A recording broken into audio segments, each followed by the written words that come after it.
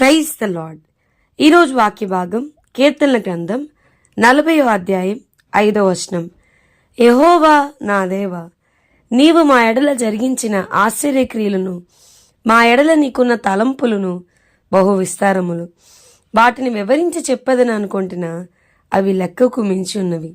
నీకు సాటి అయిన వాడు ఒకడునూ లేడు. ఈరోజు ఈ వాక్య భాగం ద్వారా దేవుడు మనతో మాట్లాడుతూ ఉన్నారు. ఈ యొక్క కీర్తన గ్రంథం 40వ అధ్యాయం 5వ వచనం చూస్తే కీర్తనకారుడు దావీద్ గారు అంటా ఉన్నారు కదా, దేవా నా ఎడల నీకున్న తలంపులు బహు విస్తారములు, వాటిని వివరించి చెప్పదని అనుకుంటున్నా, లెక్కకు మించి ఉన్నాయి. ఒక ఇసుకరేణులాగా, ఆకాశ నక్షత్రాల్లాగా అన్ని తలంపులు నా ఎడల నీకున్నాయి. వాటిని లెక్కించడం కూడా నా వల్ల కాదు అని చెప్తా ఉన్నారు. నిజంగా ప్రియమైన వార్లారా, హౌ కన్సర్నేట్ అవర్ గాడ్ ఈస్. మన ఎడల ఆయనకున్న తలంపులు ఎంత గొప్పవి, ఎంత గొప్పవి. అందుకనే ఇదే కీర్తన గ్రంథంలో, దేవా నా ఎడల నీకున్న తలంపులు నాకెంతో ప్రియమైనవి, వాటి మొత్తం ఎంత గొప్పది అని అంటా ఉన్నాడు. మన ఎడల ఆయనకున్న తలంపులు అన్కౌంటబుల్ కదండి. వాక్యం చెప్తోంది, ఆయన స్పెసిఫిక్గా చెప్పారు, మీ తలంపులు నా తలంపులు వంటివి కాదు. మనకులాగా ఆయన ఆలోచించరు, మనకులాంటి ఆలోచనలు ఆయనవి కాదు. మన కోసం ఎన్నో ఆలోచనలు, ఎన్నో తలంపులు కదండి. అందుకనే మత్తయి సువార్త 10వ అధ్యాయం 30వ వచనంలో మన తల వెంట్రుకలు లెక్కించిన దేవుడు. He has counted all our hairs. మన తల వెంట్రుకలన్నీ లెక్కించాడు. అవి ఒకటి రాలాలన్నా కూడా దేవుడు అనుమతినివ్వాలి. ఎంతగా ఆయన మనల్ని పట్టించుకుంటున్నారు. మనలో ఎవరమైనా తల దూకున్నప్పుడు ఎన్ని రాలిపోయినా ఎప్పుడన్నా కూర్చొని లెక్క పెట్టామా? లేదు కదండి. ఎన్ని రాలిపోయాయో, ఇంకా తల మీద ఎన్ని ఉన్నాయో ఆయనకు అన్నీ తెలుసు. అందుకని చూడుము, నా అరచేతుల్లో నేను చిక్కుకొని ఉన్నాను, నీ ప్రాకారంలో నిత్యము నా ఎదుటినే ఉన్నవి అని చెప్తూ వచ్చారు. మనము ఒక సేఫెస్ట్ ప్లేస్లో మనం ఉన్నాం, ఆయన చేతుల్లో ఉన్నాం.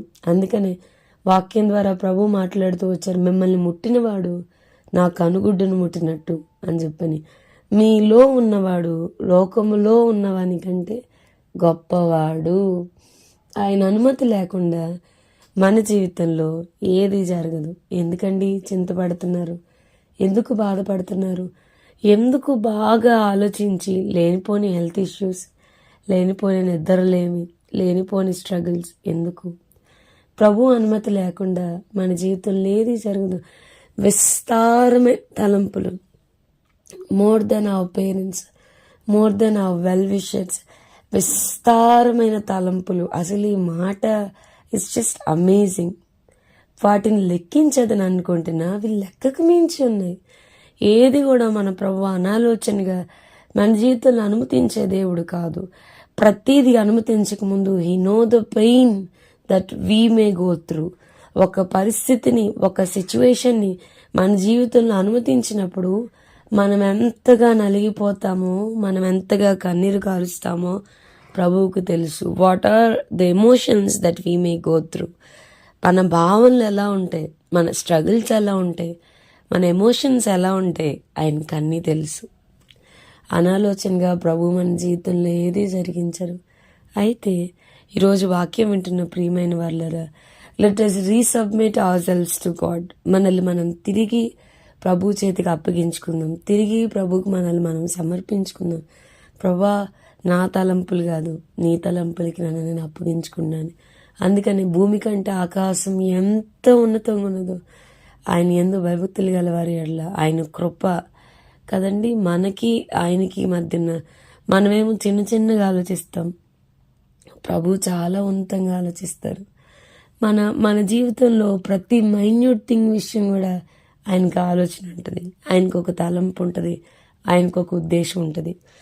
భక్సింగ్ గారు గడ్డం బాగా పెరిగిపోయినప్పుడు ప్రభుని అడిగేవారంట, లార్డ్ ఇప్పుడు నేను షేవ్ చేసుకోమంటారా, గడ్డమును కత్తిరించుకోమంటారా, అమెరికా దేశానికి వెళ్ళాలి మరి నీట్గా ఉండాలి అంటే ప్రభు నో అని చెప్పారంట. 2-3 సార్లు అడిగినా ప్రభు నో అని చెప్పారంట. అమెరికా దేశంలో చక్కగా సెమినార్ తీసుకొని మళ్ళీ ఆ దేశంలో పర్యటిస్తా ఉన్న ప్రభు అన్నారంట, పలానా చోట ఒక బార్బర్ షాప్ ఉంది, అక్కడికి వెళ్ళి షేవ్ చేయించుకో అని అన్నప్పుడు అక్కడికి కుర్చీలో కూర్చోగానే ఆ వ్యక్తిని అడిగారంట, ఆర్ యూ బోర్న్ అగైన్, నువ్వు తిరిగి జన్మించబడ్డావా అని. ఆ ప్రశ్న ఎప్పుడైతే అడిగారో ఆ వ్యక్తికి నిదానంగా సువార్త చెప్తున్నప్పుడు ఆయన గడ్డం అది క్లియర్ అయిపోయే లోపల ఆ వ్యక్తి మారిపోయారు. దేవుడు ఆ వ్యక్తి హృదయంలో కార్యం చేశారు. అయ్యా, నీవు నిజంగా దైవజనుడవని ఈ ఆనర్డ్ ఎంతో కనపరిచారు. సో మన జీవితంలో ప్రతి మైన్యూట్ సబ్బు కొనుక్కోవడం చాలా చిన్న చిన్న విషయాలు, మనకి ఇవన్నీ షేర్ చేసుకోవడం ఇవన్నీ చిన్న చిన్నవి, కానీ వాటి విషయంలో కూడా హీ హ్యాజ్ ఏ కన్సర్న్. దాని విషయంలో కూడా ఆయనకి తలంపు ఉంది, ఆయనకు ఒక ఉద్దేశం ఉంది. సో మనల్ని మనం దేవుని చేతికి అప్పగించుకుంటూ ఆయన తలంపులు మనకి ప్రియముగా ఉండునుగాక. వాటి మొత్తం ఎంత గొప్పది, మన జీవితంలో ఆయన తలంపులే నెరవేర్చబడునుగాక, మన స్వచిత్తం అంతా కొట్టివేయబడునుగాక. ప్రార్థన చేసుకుందాం. ప్రభా, ఈరోజు వాక్య భాగం ద్వారా మీరు మాతో మాట్లాడినందుకు వందనాలు. వాక్యం వెంటనే మా ప్రియులైన వారిని అందరినీ దీవించి ఆశీర్వదించమని యేసు నామమున అడిగి వేడుకొంచున్నాం తండ్రి. Amen. God bless you and have a blessed day.